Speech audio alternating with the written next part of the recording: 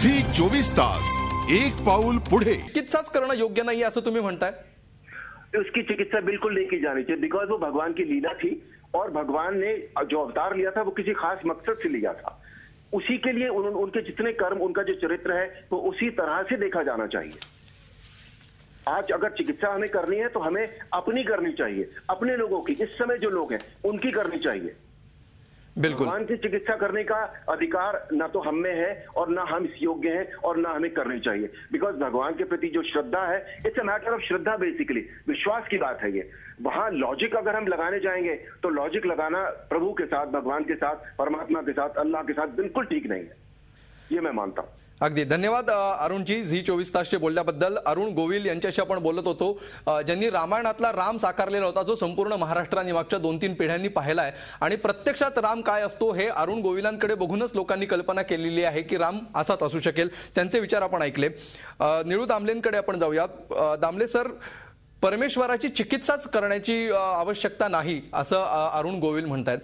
तुम्हाला हे पटतं का की इतिहासामध्ये आपण चिकित्सा करतो, इतिहासाच्या बाबतीतले दाखले आपण तपासून बघतो, तशीच चिकित्सा पुराणातली झाली तर ते अयोग्य आहे असं गोविल सर म्हणतात. तुमचं काय यामध्ये मत आहे? माझं मत वेगळं आहे.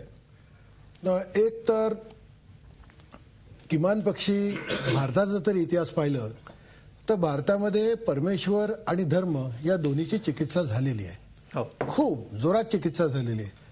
भारतामध्ये जी अनेक दर्शनं आहेत त्याच्यामध्ये ईश्वर न मानणारं सुद्धा एक दर्शन आहे.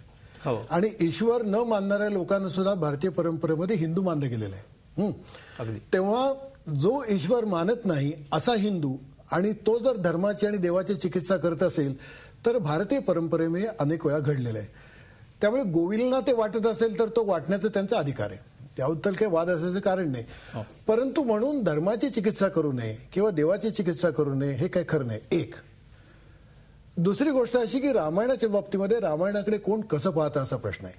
गोविल किंवा महाराष्ट्रातली किंवा देशातली बहुसंख्य जनता, खूप मोठी जनता ही रामायणाकडे एक धर्मग्रंथ म्हणून आणि रामाकडे देव किंवा देवाचा एक अवतार म्हणून पाहते.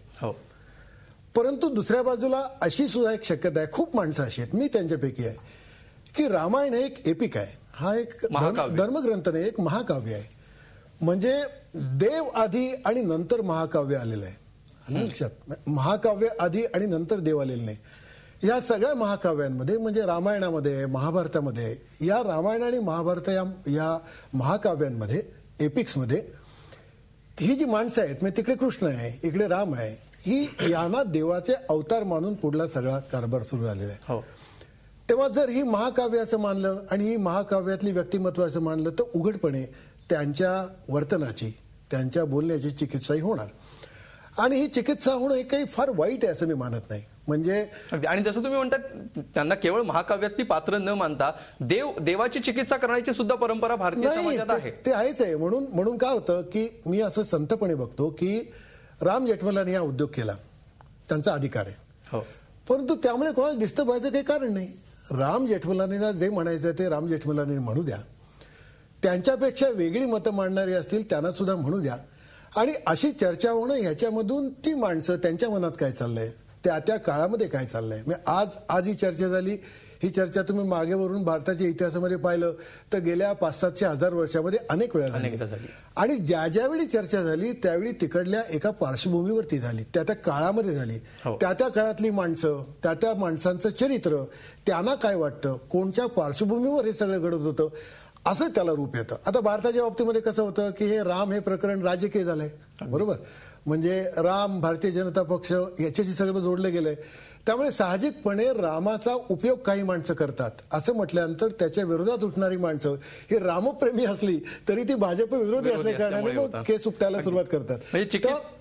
चिकित्सेला हरकत नाही, पण त्याला जे आले राजकीय स्वरूप आहे त्याच्यामुळे हा सगळा उद्रेक होतो आहे एक प्रकारे. नाही, राजकीय स्वरूप यायला हरकत नाही. राजकारण हा सुद्धा एकूण जीवनाचाच भाग आहे. रामाच्या काळात काय राजकारण नसेल काय?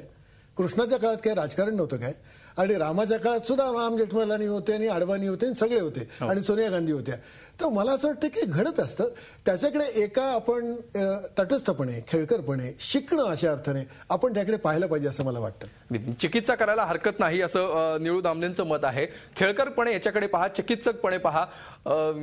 त्याच्यामुळे जर अशा प्रकारे चिकित्सकपणे पाहायचं झालं तर मग एवढा जो बभरा होतो अशा प्रकारची विधानं झाल्यानंतर त्याचं प्रमाण आता कमी होत चाललेलं आहे का? वर्षानुवर्ष जर गेल्या अनेक शेकडो वर्षांपासून या चर्चा होत आहेत तर अशा प्रकारे चिकित्सा करण्याचं प्रमाण वाढतंय का आणि ती चिकित्सा करणं आपण स्वीकारत चाललेलो आहोत का, याविषयी आपण बोलणार आहोत. एक ब्रेक घेऊया. ब्रेक नंतर ही चर्चा आपण सुरूच ठेवूया. झी 24 तास एक पाऊल पुढे.